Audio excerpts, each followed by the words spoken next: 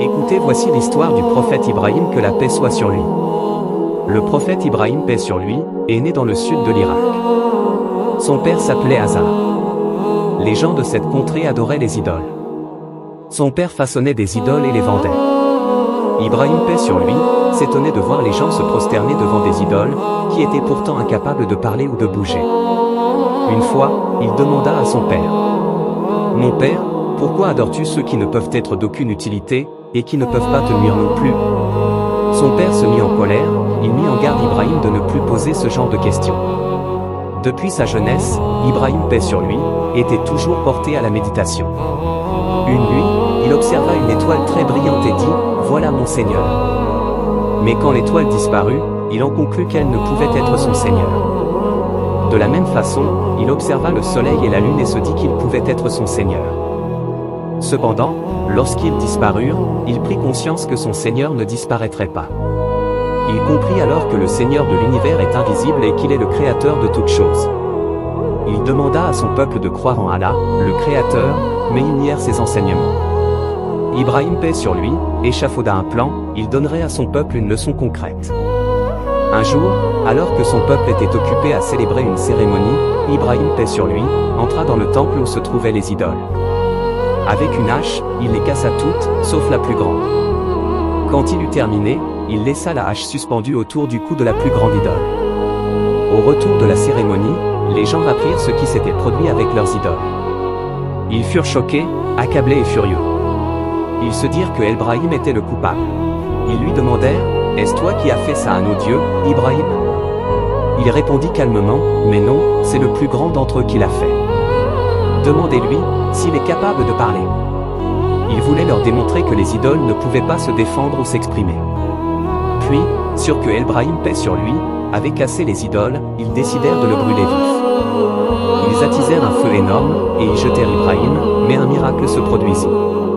Le feu ne parvint pas à le brûler. Allah avait ordonné au feu, soit pour Ibrahim d'une fraîcheur salutaire. Quand le feu s'éteignit, les gens virent Ibrahim, paix sur lui, en sortir comme s'il ne s'était rien passé.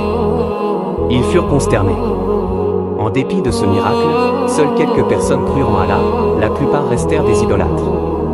Allah, le Tout-Puissant, ordonna à Ibrahim d'aller dans la contrée bénie du Cham, actuellement le sud de la Syrie, la Jordanie et la Palestine.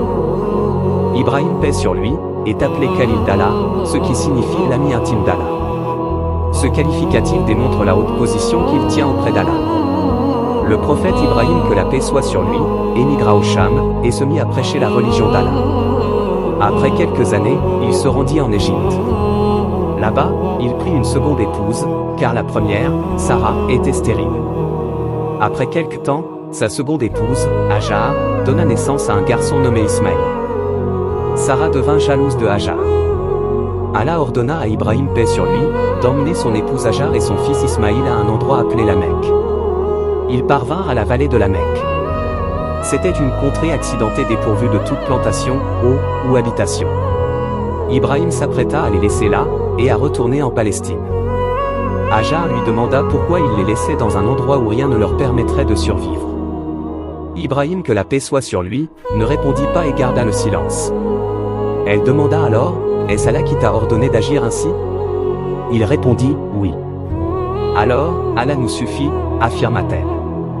Ibrahim, paix sur lui, quitta la Mecque, laissant derrière lui son épouse et son fils. À ce moment, Ismaïl avait seulement quelques mois. Il se mit à pleurer de soif. Hajar commença à chercher de l'eau, mais il n'y en avait nulle part. Elle courut sur le montagne de Safa, recherchant quelques traces d'eau, mais en vain. Elle descendit, puis monta sur la colline de Marwa. Elle fit cette va et vient entre les montagnes de Safa et Marwa, en courant à la recherche de l'eau. Elle était désespérée d'entendre les pleurs de son fils. Après la 7e fois, elle retourna auprès de son fils et stupéfaite, elle vit de l'eau jaillir en dessous de son pied. Elle but cette eau, et donna aussi à son fils. Depuis lors, cette eau continue de couler au même endroit. C'est l'eau de Zamzam, la meilleure eau du monde. Quand les pèlerins se rendent à la Mecque pour le pèlerinage, ils boivent cette eau bénie, ils doivent aussi marcher cette fois entre les collines de Safa et Marwa. Comme Hajar l'a fait. C'est l'un des rituels du pèlerinage, appelé la course. entre Safa et Marwa. L'histoire du prophète Ibrahim, paix sur lui, nous donne des leçons de courage, de patience et d'obéissance à Allah. Allah a fait de Ibrahim, paix sur lui, un prophète important et le père de deux peuples, les Arabes et les Juifs.